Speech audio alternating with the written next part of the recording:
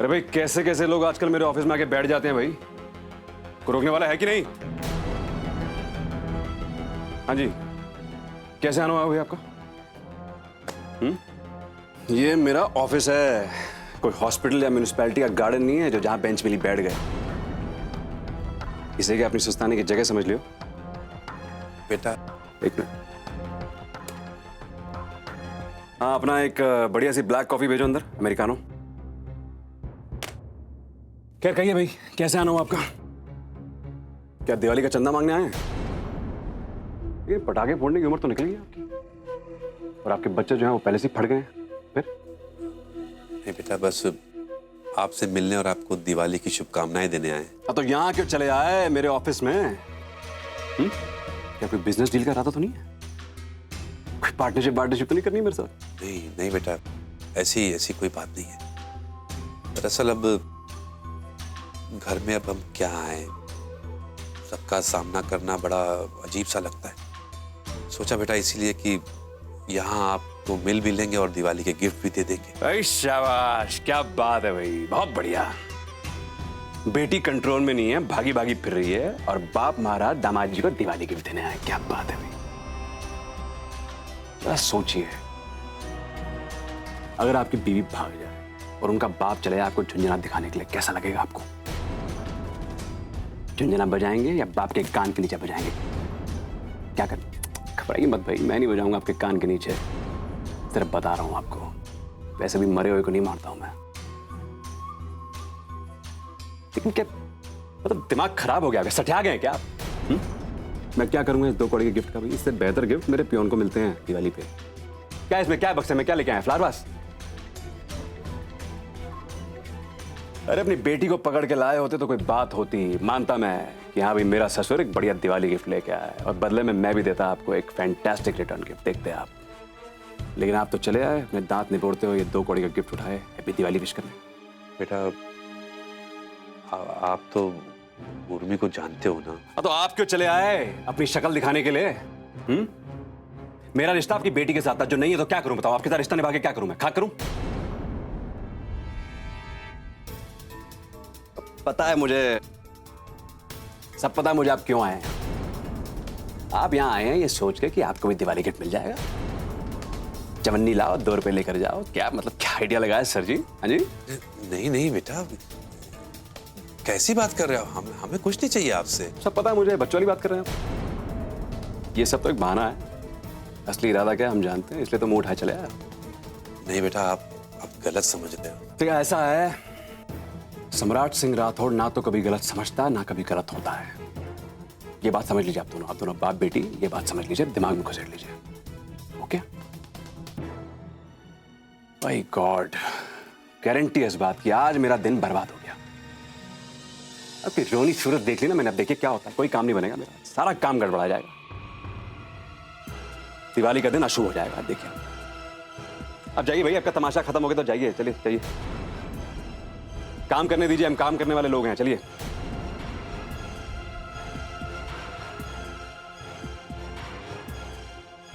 ठीक है बेटा।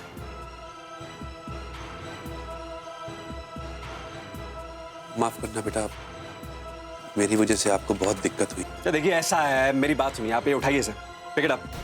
सम्राट बेटा, इसे तो रख लो। बाहर जाइए, मेरा पियोन बैठा हुआ, उसे दीजिए आप। ओके? मेरे किसी काम का नहीं है।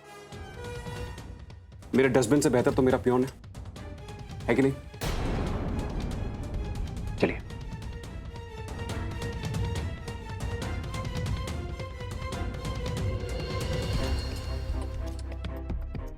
और क्या हुआ मेरी ब्लैक कॉफी का भाई? भेजो फटाफट। और अंदर मेरे ऑफिस में किसी को बिठाने से पहले पूछो मुझसे, ठीक है ना? किसी अरे गहरे को मत बिठाया करो ऐसी।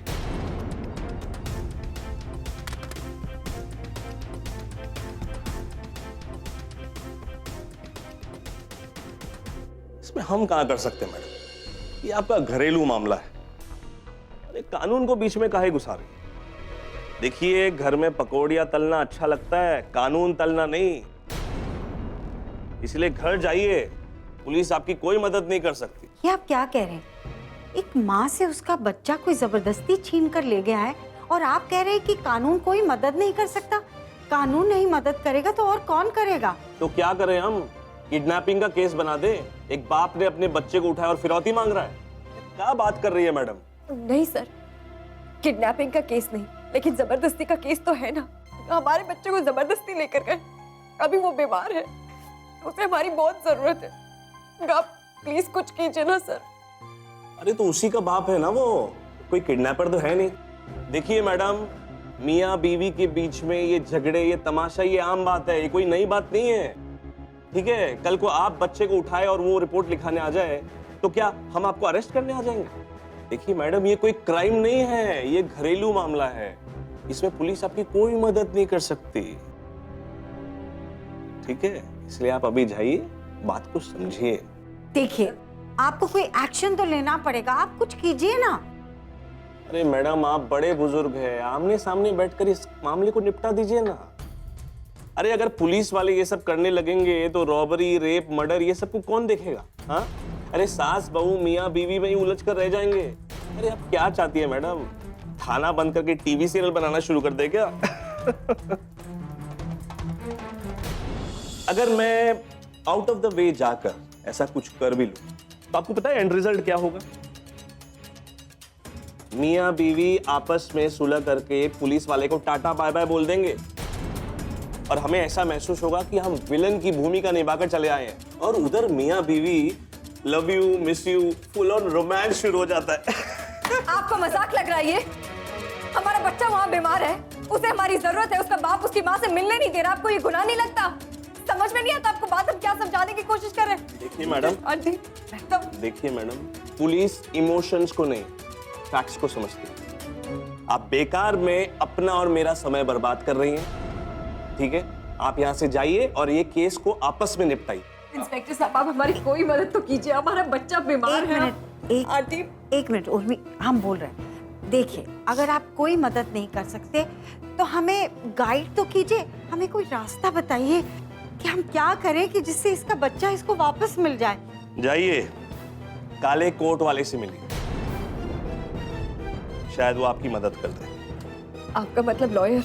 जी हाँ, अंत में पुलिस वाले को भी कोर्ट में ही केस भेजना पड़ता है और आखिरी फैसला वही होता है।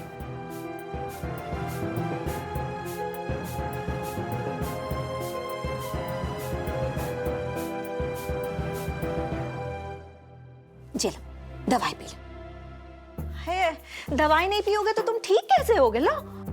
नहीं, मैं कोई दवाई ववाई नहीं पीऊंगा। ऐसे नहीं कहते बेटा। ओहो, दादी तो शोर के पास से हट ही नहीं रही है। तुम दवाई नहीं पियोगे ना तो तुम्हारे पापा हमें अस्पताल पहुंचा देंगे। जिद मत करो, है, अपनी दादी की बात मान लो प्लीज। लो, तुमने पापा को देखा था ना कैसे गुस्सा कर रहे थे? हैं? चलो P low, P low, P low. P low. शाबाश हमारा मुन्ना, हमारा बेटा। जो हुई ना बात, कुछ तो करना पड़ेगा। अरे दादी, शोर को बस दवाई पिलाते रहेंगी या कुछ खिलाएंगी भी? खिलाएंगे नहीं तो इसे एनर्जी कहाँ से मिलेगी? हाँ, खिलाएंगे। तुम ज्यादा बड़की अम्मा मत बना करो, समझी?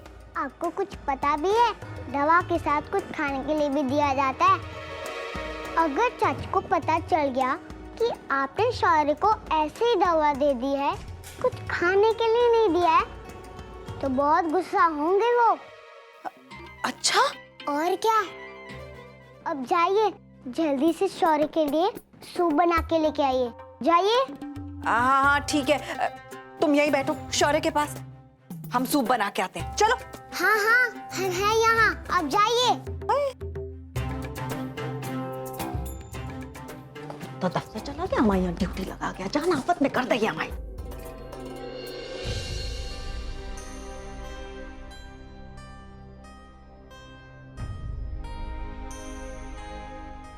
शौर्य, तुम्हें मम्मा की याद आ रही है ना?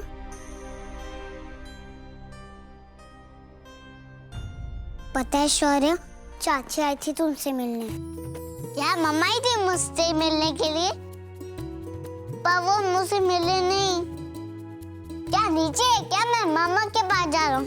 रुको शौर्य, चाची यहाँ नहीं है, चाची चली गई। क्यों? मुझसे मिले पे ना।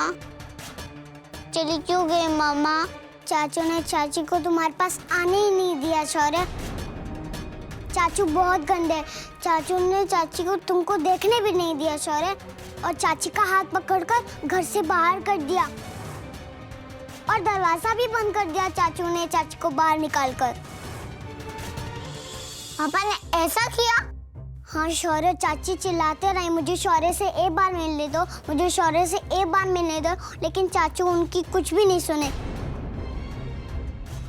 चाची बहुत रोई शौर्य, तुम्हारे लिए बहुत रोई। मुझे मेरी मम्मा के पास जाना है, मुझे यहाँ नहीं रहना है। शौर्य तुम उदास मत हो, तुम्हें चाची के पास जाना है ना? ठीक है, तो हम ले जाएंगे तुम्हें चाची के पास, हम मिलाएंगे तुम्हें उनसे। सच्ची मंदा दीदी? चुप चुप, किसको पता नहीं चलना चाहिए। वैसे तुम्हें अपना घर मालूम है ना, जहाँ चाची रहती हैं?